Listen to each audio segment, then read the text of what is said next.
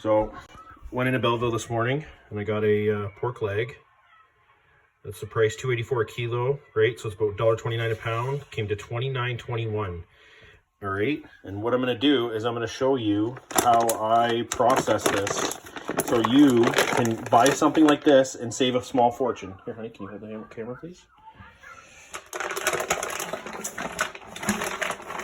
So take it out of the Cryovac, right? Put it up on the cutting board. And this is not my regular cutting board because my other one split in half the other day from excessive use. So first thing I do is I take out the hip bone. Now the hip bone, you can tell right here where the hip bone is. So you just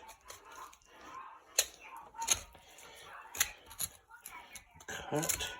It's a flat bone and it goes right into the leg bone, right? And what I do with this meat is I usually grind most of it at $1.29 a pound. You can't beat it because ground pork, here in town, ground pork's $5 a pound, right? Which is astronomical, right? For $1.29, it doesn't cost, it's not $1.29 total, okay? Because you gotta take off the price of the bone and you gotta take off the price of the stuff that you're not gonna use, right? If you use the skin to make chicharron and stuff, then that's good. Chicharron's like pork skin puffs and stuff. So, and if you use the bones for soup, then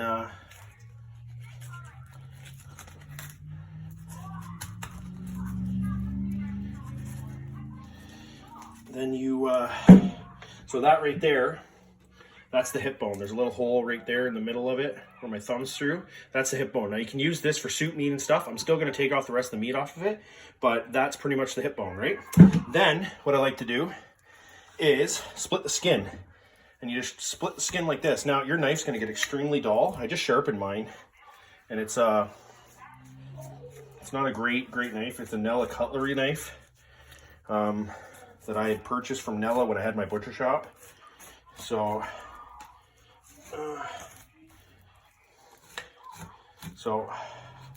this is the bottom. This is the hock, where the foot is attached.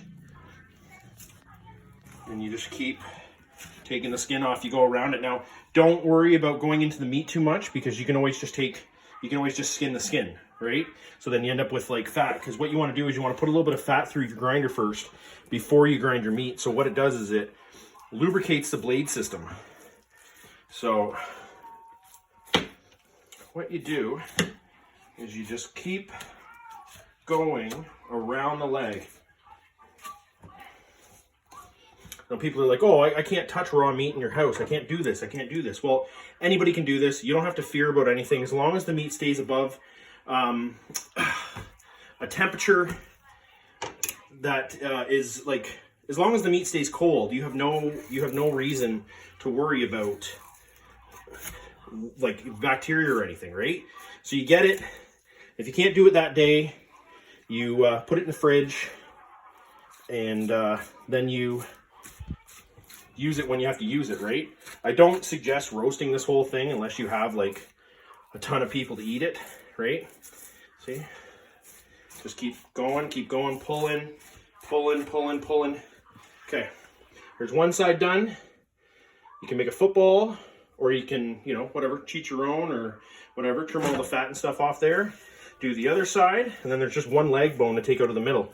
Then what I do is I just chop it all up, and it either goes for marinated shish kebab meat, for I do teriyaki pork shish kebabs with pineapple, put it on the barbecue.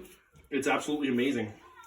So we like to have a whole bunch of different meals all week, so we're not forced to order out, because if you're forced to order out, that costs extra in life, and that's not what it's about.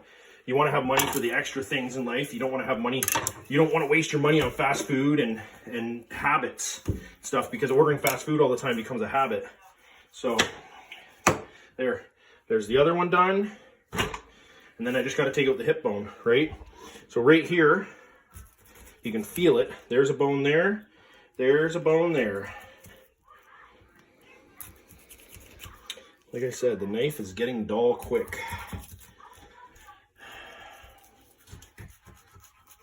So you just cut right down there. Here's the joint. This right here is the joint. You come around the joint.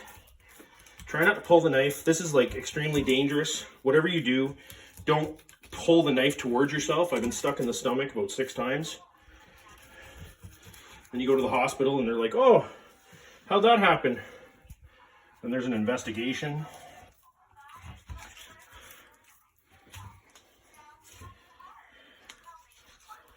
So you just keep going. You go right around the whole thing. If this knife was a little bit sharper, I could go a lot faster, but unfortunately, I didn't steal it. Hone the edge, as they say. So, these are the tendons I'm cutting out right now that are attached to the leg bone. Like I said, you can use this bone for soup meat. Right? You get really, really nice flavor.